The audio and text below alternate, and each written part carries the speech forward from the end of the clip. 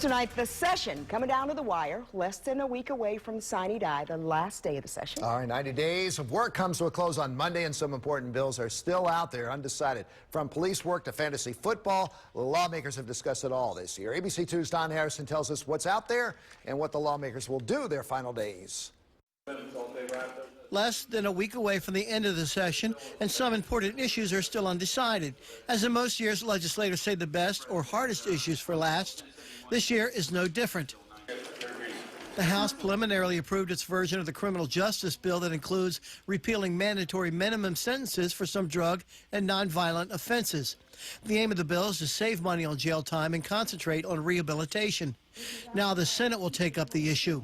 Senator Bobby Zirkin wants to make sure violent criminals don't get released too early. Even if somebody's a low-risk offender, but the offense that they would possibly be committing is a sex offense or rape or something like that, they should be behind bars and have multiple eyes taking a look at them before this idea of automatically sending them out on parole. The Senate is also discussing the law enforcement accountability bill. The bill would overhaul how many Maryland police departments operate, especially when it comes to officer disciplinary actions. The bill is a reaction to the riots in Baltimore a year ago. The bill reached a roadblock late Monday night on the Senate floor and was sent back to committee for discussion. That usually can be the death sentence for a bill, but Senate President Miller says, we found a middle ground, and there are still people wanting to push for their agenda, and while they're pushing for their agenda rather than the agenda for the people of the state of Maryland, the bill is going to remain in the committee. The recent surge of fantasy sports leagues in Maryland has lawmakers' attention.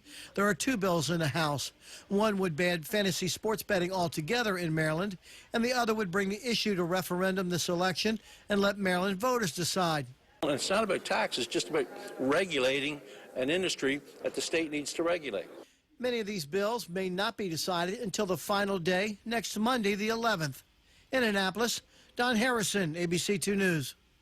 And again, as we said, less than a week to go now for lawmakers. And today, the governor announced that he will veto a measure to change the composition of a commission that nominates members of the Anne Arundel County School Board.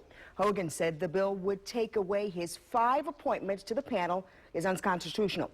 He previously vetoed one other bill to create a scoring system to prioritize transportation projects. This is what compromise is all about. This is what checks and balances are all about. Nobody gets everything that they want every single time. But I think we're making progress. The governor says he won't veto any other bills sent to him early this session.